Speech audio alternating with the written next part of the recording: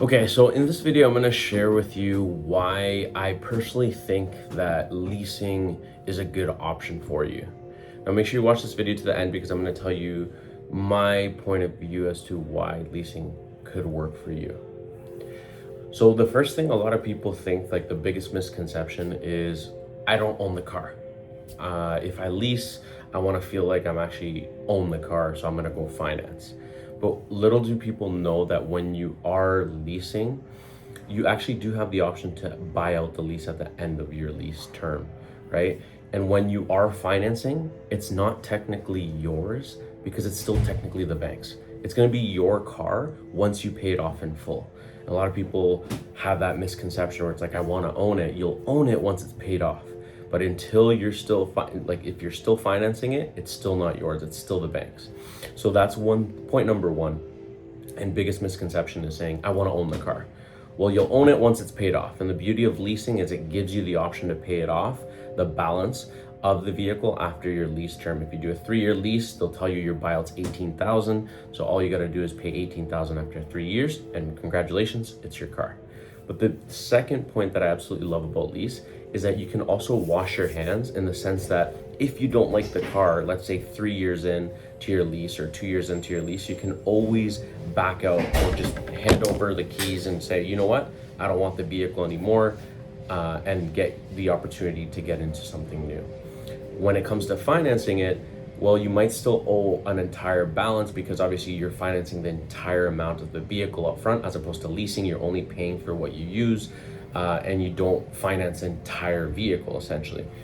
So that's the beauty about leasing as well. Now, I know at the end of the day, some people will say, well, I drive a lot, so I don't need to, like, leasing doesn't work for me.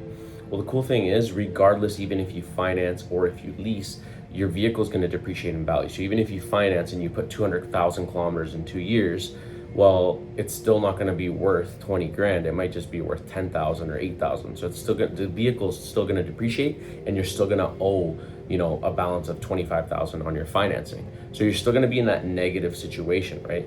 So regardless, you're going to have to pay either earlier up front, or you're going to have to pay on the back end when you try and sell your car that has 200,000 kilometers on it, and you still owe 25 grand on it. So you're still gonna have to pay that money regardless, or take that loss, right?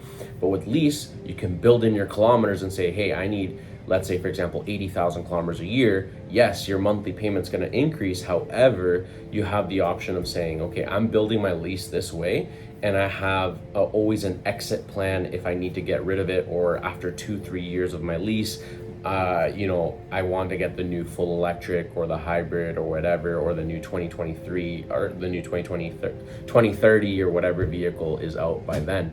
So these are kind of important points to consider when you're considering maybe looking at lease, or maybe someone didn't bother explaining to you what those benefits are. And like I said, the benefit is, at the end of the day, if the rate is relatively similar, it's definitely worth it looking or considering to get a lease. If the rate on the lease is higher, then just consider that, hey, I might have to pay a little bit more on the end of the comparing the two between finance and lease. I might have to pay a little bit more. However, it's going to give me the option to get easily out of this vehicle after my 3-year lease is done, or I could also just pay the buyout and then call it a day.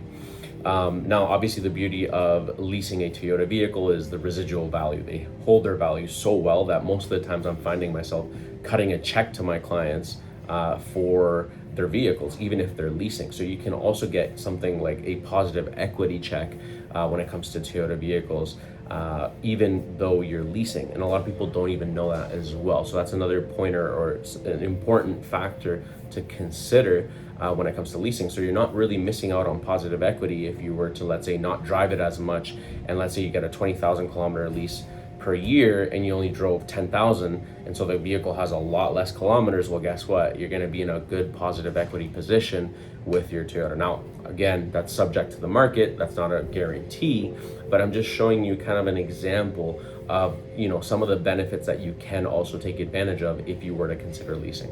Now, but at the end of the day, like I always tell all my clients, at the end of the day, do what's best for you, right? But I did want to share with you these points about leasing, that leasing isn't just renting a vehicle.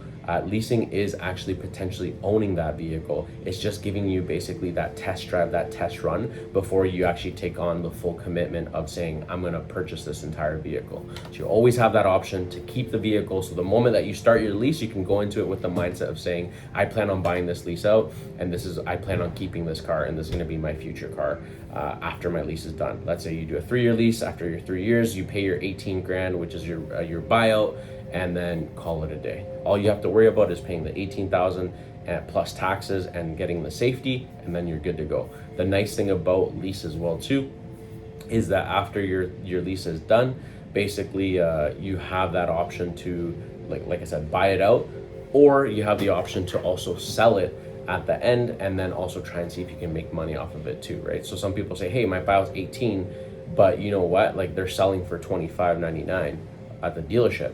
Well, I could probably try and sell it privately for 23 grand, and then you can pocket the difference, right? So that's the beauty about leasing. And yeah, like I said, it shouldn't scare you, but like the biggest thing is the ownership factor. But like I said, you don't own the vehicle until it is paid off. I hope this video helped you out. If you have any further questions or any future videos that you want me to create, and maybe answer some questions from an internal perspective of being in the industry, in the automotive industry, I am more than happy to make more content for you guys like this. Make sure you subscribe below, hit that like button if you enjoyed this video, and leave a comment and let me know what you thought about my opinion here on leasing, and what other videos you'd like me to make. Thank you so much, and I'll see you guys in the next one. Bye for now.